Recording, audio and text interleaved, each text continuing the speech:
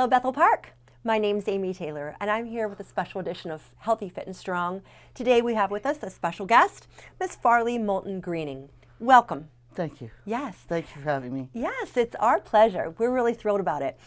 Miss Farley, I want to talk to you about the work that you do as an artist.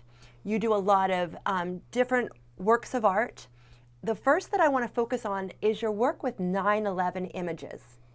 And a lot of this resounded with me, hauntingly so, being the 20th anniversary of 9/11. And a lot of your artwork is hung locally.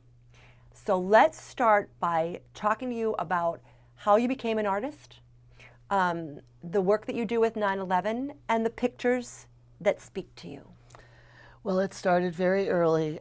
My mother saw that gift, whatever she saw, and I was awarded scholarships through Carnegie Institute, Saturday morning classes for almost 10 years. Then I had another scholarship pre-college to Carnegie Mellon, which was Carnegie Tech.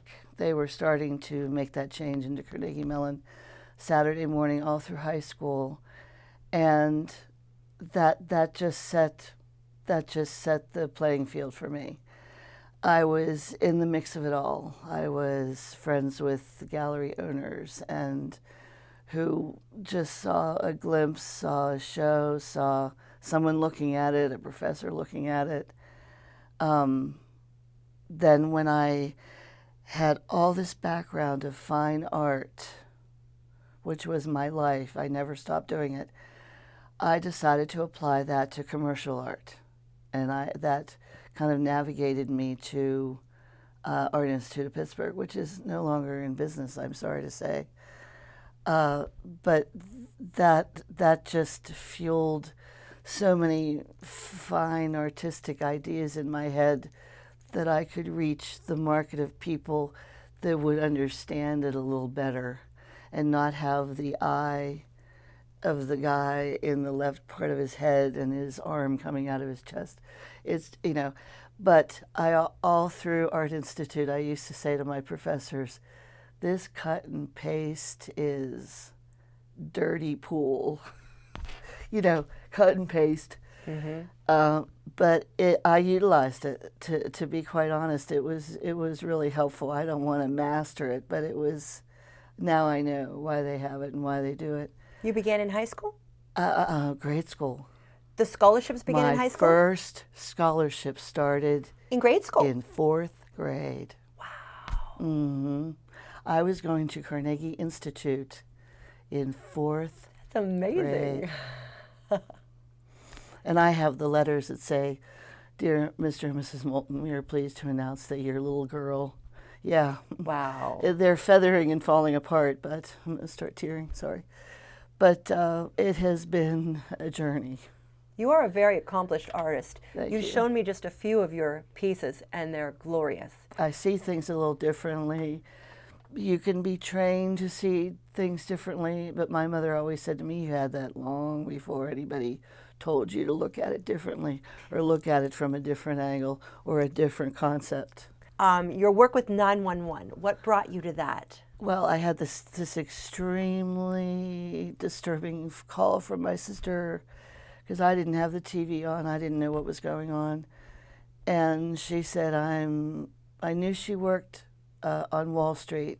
I knew my brother-in-law was 2 buildings away from the Twin Towers, but I had no idea she was right in the middle of it. And I said, why don't you get out of there? She said, hey, I'm passing out waters to the firemen, bottled water. And I said, how are the firemen doing? And she said, not good. What did that mean? I sat down and thought maybe I would just start a few sketches. And I did save them all, but some of them aren't. I don't want to use them. But what did she mean the firemen were not good? Did she see them tearing up, couldn't breathe? Yeah, couldn't breathe, couldn't walk. This guy's helmet was cracked. Something really heavy must have fallen on his head. His head was still on his shoulders, but I don't know. She said it was hard for her to explain what she saw. And I saw several images of him in passing when and on news, just something like this. And I couldn't call it back up on the TV because we were live TV, cable. We don't have that anymore. But so this is what I came up with. This was your image of the This was fireman my image, that yeah. she had parlayed to you vocally on the phone. And the original one that I did, this was all glow in the dark. Show us. This isn't it. I gave it away, but when I gave it to Can you show us this picture? Bower Hill. And how is this made up? Is this I did everything I could get my hands on: black paint, charcoal, white chalk, glow in the dark paint. I think this is actually colored pencil, the red. But everything and anything that I could get my hands on. But what was so eerie at Bower Hill is when the fireman and I were getting ready to leave and he shut the light off, I went, look. And all you could see, and he said, that's all they could see when they were running in the buildings. Yeah. and the 161? What does that mean? That was one of the houses. In New York City? Yes. My sister just threw that number at me. And your I number? said, give me a house number. Give me a firehouse number, and she's looking around, and that was the one she gave me. Okay. Yeah, but she was right there. Now she has health problems. I don't think she's taken any money, but she has severe respiratory problems. From being one of Yes, the. that's what her doctor said. I Can don't we know. call her a first responder, being that she was helping a volunteer, a good citizen, just by giving out the water? Now she Yeah. has respiratory failure. Well, she wheezes. I haven't talked to her for a little while, but she's very, she was a fit person. She did ROTC, and she was on the nutrition path, and she took vitamins, and she did all that. She wanted to be a nutritionist in high school, but she navigated to law school. So, but I remember her taking teaspoons of lecithin. Yeah. And taking like 25 pills, and she ran, and Does she still live in New York? there's not an ounce of fat on her. She lives in a suburb, Darien, Connecticut. Mm-hmm. She's 64, and she still runs the New York Marathon. Wow. She doesn't win, but she finishes. Does she still work on Wall Street, or she's since No, retired? she's retired. She Okay. does legal consulting now, I believe, I think. Okay. And there is another image of an ashen face. The ashen face Talk fireman. to us about what the ashen face fireman means to you. Well, I saw it in my head. I saw it. I don't want to say a dream because I'm never really asleep when I'm dreaming. I'm active when I'm sleeping. I'm sleeping, but I'm in my head going, I'm really doing a lot of stuff in my head when I'm sleeping. And this face came through. I saw black smoke, and this face came through, and every crevice had soot build up. His face was so black in my head, and then the eyes just looked, and I even called a professor from Carnegie Mellon. He's 90. I think he just turned 98. I'm not sure. I think he's 96 or 98. But I shot him a picture. I said, I want to get the eyes a certain way. And he said, they look to me like they're on recovery, not rescue. And Tell I said, the audience "That's at what home." That's what I was looking for. Tell the audience at home, what does that mean? That just means that he was looking for people who didn't survive. Recovery means you're looking for Right. bodies. And Rescue rescue means means you're you're gonna looking for help them. souls. You're Yes. going to help them out of the muck and the mire. So when you And- look into the eyes of the ashen face, Right. that's what spoke to you. Right. That he was on recovery. And where is this picture hanging now? I have them, the fireman, the ashen face, the last letter to the fireman, and I have to put something that legitimizes me, unfortunately, all go in a set. And Upper St. Clair Firehouse has it, Peters Township, Mount Lebanon, Broughton, Library. I mean, I've done it pretty consistently every year. I give one away. Now I'm thinking about changing the image because there's something every year, even though they repeat broadcasts, I get something different out of it. Interesting. Something I didn't see. And my son was saying, turn that off. I can't stand to see the people falling or throwing them. I don't see that. I didn't, whether my mind's blocking it out, but I'm going, and I have my face, I'm ridiculous, but I'm going, I don't see that. I don't see what you're seeing at all. I never saw anybody jump out. What did you see? I the building? just saw a burning building, and then it was almost like in slow motion, how it went down. And I said to my husband, when it happened, I said, the top of the building's going to be on the ground floor. That's like when I try to hug my husband so tight, he goes, I'm going to end up behind him. You know, it was that whole concept in my head, like this, that they're not going to. And what leaves me, and is why I do this, and this is absolutely why I do this,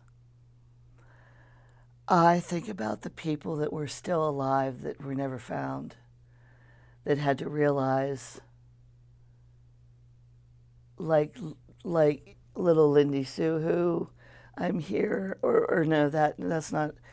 In other words, you're so small and you're so little, and you're trying to let someone hear you. And I remember my mother telling me, now you have two voices. You have your voice and you have your voice. Yes. And Your artistic voice, yes. That spoke volumes to me that my mother said it like that. Now, you said that every year you donate your artwork to local firehouses. Right, I do. Just to let them know. And I say the same thing because they're all equally awesome. I say this is to show you how many people. I do this on behalf of the masses who so appreciate what you do for us, and they never have the opportunity. They keep saying, I'm going to tell them thank you one day. They never have time, so I'm stepping forward to show them how much we appreciate them. Actions always speak louder than words, Farley. Protecting us, Yes. yeah. And you have a poem, a letter to them. I didn't. We're not going to read it today because I don't want No. you to get too emotional. Right. But talk to me about this poem. Well, my sister wrote it. I wrote one, but my sister's just says that they wrote this letter to this fireman in the afterlife, and the fireman talks back and says, "We'll be here. We're up here. We'll be fine. We'll look down on you and watch over you." Your sister wrote the poem, and you read it to the firehouses when you I go? do. Yes. They read it with me. This big, burly, tough guy, really good-looking guy was standing next to me. Yeah. And he couldn't get through it. We both couldn't get through it. Yeah. And then he started to laugh a little bit, like. Yeah. My sister had no knowledge I was sharing her poem with anybody. But I didn't want her to think I was stealing her thunder. I left her name on it, and I tell everyone that my sister wrote it. And she was like, well, that's really nice of you. She said, I never expected that. You'd do that. Let's talk about your pandemic nurse artistic work. My pandemic nurse was an image. Now, I did see this image somewhere, but I didn't register it. I just took my pencil and just started roughing this out. But maybe what I did see resonated in this, because someone said there was a nurse out there in some People magazine, I don't know, sitting like this.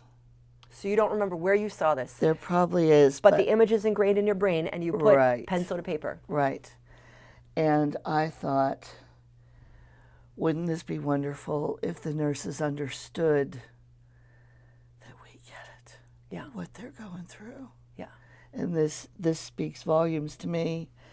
And I thought this would be something they could look at and know that I didn't. And this I was chosen for from my peers. They said, I said to this one guy, I have an image in my head. He goes, do it.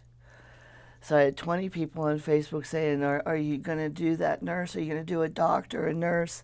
I had a lot of conversation going on about this. And so I did have sort of, I don't want to bring up like a negative thing, but some people just don't understand, and you can't make them understand. When I took this to Jefferson Hospital on a large scale, she was huge. I talked to the human resource director first before I came, and I had my license out so that, and my information, so she knew that I was legit.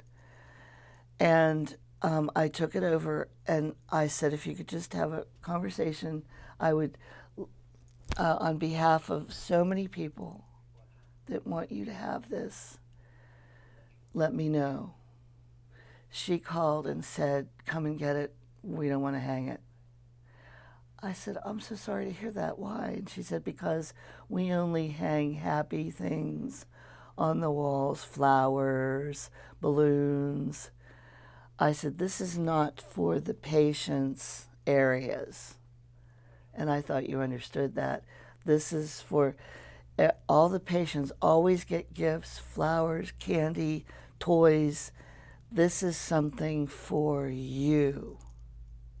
And what became of that? She sort of looked at me like the RCA Victor dog, like sort of. I said, I really would like to put my cards on the table and agree to disagree, but I would like to banter the point, not argue, but I'd like a little bit of banter back and forth with you on the whole concept and the way you're thinking of it. And she said, come and get your image and there will be a cop waiting for you. Because she thought I was going to start something. So you went and picked up your artwork. I put my son up to it. I was afraid that the cop was going to arrest And this me. happened at Jefferson Hospital. Jefferson. Don't you have a work of art on display at St. Clair Hospital? St. Clair took Talk it. to us about that. Oh, they took that image. And where is that located? St. Clair Hospital took her, and it's hanging in the emergency room. They called me and said they were looking for a place for it. And I said, well, take your time. I said, I believe me, I know you're busy. I thought maybe 6 months down the road, when you had a little bit of a breather, you could find some place to hang it. And it was like a day, and she goes, come on over and let's take a look at her. So I jumped in the car, and me and this really handsome doctor, I don't know, I get these really good-looking firemen and doctors, and my husband just goes, hey. But he stood there, and we were like this looking at her together. He had his arms folded. And I looked at him, and he was tearing. I know. To that I say, bravo, St. Clair Hospital, Yeah. for doing the right thing. It's also in the emergency Paying care. respect. It's also hanging in the emergency care in the UPMC building across from St. Thomas More. Okay. In the So if urgent care. If you're just going into the urgent care, you'd be able to see it there as well. I think it's more in the back. Lovely. They don't want the patients to see it. It's all right. It's not know. for them. Thank you. And you also did work through Pete Flaherty, I did. through the litter campaign. Hank, hold that up and talk to us about this and what it means. Well, there was a contest, a littering campaign in Pittsburgh. Pete Flaherty happened to be the mayor. This is the original, so it's kind of in bad shape. He and I are really old. But I did enter the contest. I didn't win, but Mayor Flaherty just thought he would giggle when he looked at it. And the face was based on that character that did commercials called Mr. Dirt. I think it was a laundry detergent commercial. I'm Dirt. My name is Mr. Dirt. And it was this old actor. I'm sure he's passed away by now. But I took that face because he came up to the camera and was looking, and his whole face looked concave. And I thought, wouldn't that be funny to put someone now, how it rings true that Big Brother is looking at us all the time. How'd that come out? Whoa. Because we are being watched and we are being caught littering. There's cameras everywhere now. Yeah. Big Brother's always watching now. But back then, this guy was infringing on our privacy, saying, "Are you littering?" But I tried to. He just thought it was funny. I don't know. He kind of took a liking to my art, and I would see him downtown. I went after I graduated and finished school and was out of school for a while. I saw him downtown. I worked for a few law firms, and then this lawyer said to me, Pete Flaherty mentioned you, that you're an artist. What are you doing here? I said, well, now my computer, they used to call them video display terminals, is now my canvas. And I am a purveyor of words, Mm-hmm. and the typer of the briefs, which are never brief, So yeah, and then somebody came in. I forget who it was. It was Carnegie Mellon radio station, and Pete Flaherty saw me on the street, and I did a few minutes of talking about him, and Mm-hmm. and he had his arm around me. I don't know. He was just a very nice man. I appreciate you actually going through all the trouble of finding that original and showing it to us. I can't believe I found it. There is one image in particular on the far left that I would love for you to hold up and show the camera. Now, this is one that's never been commissioned. No. And it has a special meaning to you. I know. Came out of my head. Yes. Well, I would really like for you to hold it up and tell the viewers at home about this image and what it means, because this was how long ago? 2011, I think. 2011. So this was 10 years ago. Yeah. And I want the viewers at home to think about this picture, what it means to Farley, and what life would be like 10 years later. Yeah. Big difference 10 years Right. later. Talk about this. You got that right. Yeah. This particular image, I befriended a woman who had a singing telegram business in Dormont called Eastern Onion. And I would bombard my husband with singing telegrams on his birthday, Valentine's Day, Christmas. We just like to do that. He every April Fool's, though, he got me back. He was away for a couple days, and I called, and I can't remember her name now, I'm sorry to say, but I said, I need a singing telegram sent to, it might have been closer to the border of Pennsylvania, because she kept saying, I don't go that far, but it was close enough she did. It was in Ohio, correct? I think so. Yes. I think it was in Euclid, Ohio. But anyway, not that far. I don't know. But it doesn't matter. But anyway, so she was trying to call me, and we didn't have cell phones. She was trying to call me because she didn't have any female bunnies left. They were all booked. And you had to catch him at a certain time whenever they were having lunch. You couldn't just, disrupt their work, and, he wouldn't come down. He was up on a scaffold. So they were all having lunch, and she finally got a hold of me, and she said, he's already walking across the construction site to your husband now. I said, what do you mean he? She goes, well, I had to get Timmy to put the bunny suit on and go sing a love song to your husband. It was a love song? Yes. Okay. Nowadays, we would laugh about it and shrug it off and go about our business.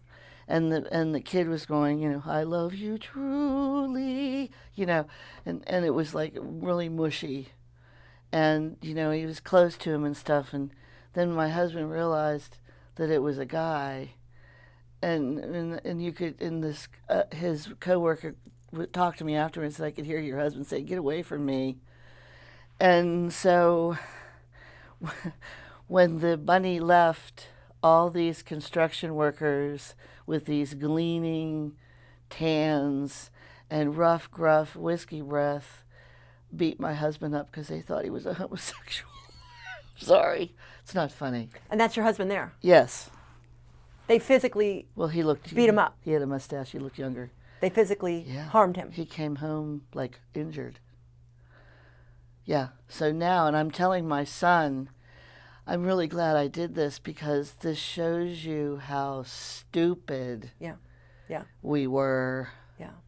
And the woman who owned Eastern Onion didn't have a problem with it. She's like, you know, Timmy will just cover his face and he'll just put the ears down and nobody will be the wiser. And she had no problem with it. She goes, I don't think they're gonna worry about it because you paid good money. It's a singing telegram. It's to celebrate your husband, and they're probably gonna get a kick out of it. No. No, I know. My husband remembers that, so I wanted to capture that because How much more forward we've come in just a decade. But he was looking at his. That's exactly the way. Because when I showed it to him, he said that's exactly. He was looking at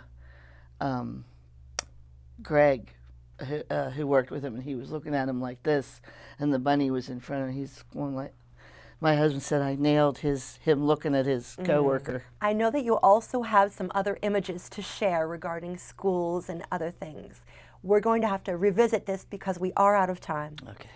I think the important thing that we have covered today is that Farley, through her lens, through her artistic view, her point of life, has captured images, has captured just through the way that she thinks so uniquely, so compoundly. It's not the way that a regular person looks at life. It's not the way that a regular person looks at a building. It's not the way that a regular person looks at people. The way that she sees things is through an artistic view, and highlighted through her pictures and her artwork. The work that you did for the 911 rescue, first responders, just everything that you've done. We cannot say thank you enough. And thank you for not forgetting. Thank you for remembering You're welcome. those. I have a lot of support. I Thank have you. many artists that are backing me that are Thank you. are navigating me forward with Thank it. you. So Thank you for taking the time to come here to Bethel Park TV today. And from all of us here at Bethel Park TV, we have and we will not ever forget. Thank you, first responders, for everything that you've done. Thank you. For those who have fallen, we have not forgotten you. From Bethel Park TV, my name is Amy Taylor, healthy, fit, and strong. Thank you, and God bless America.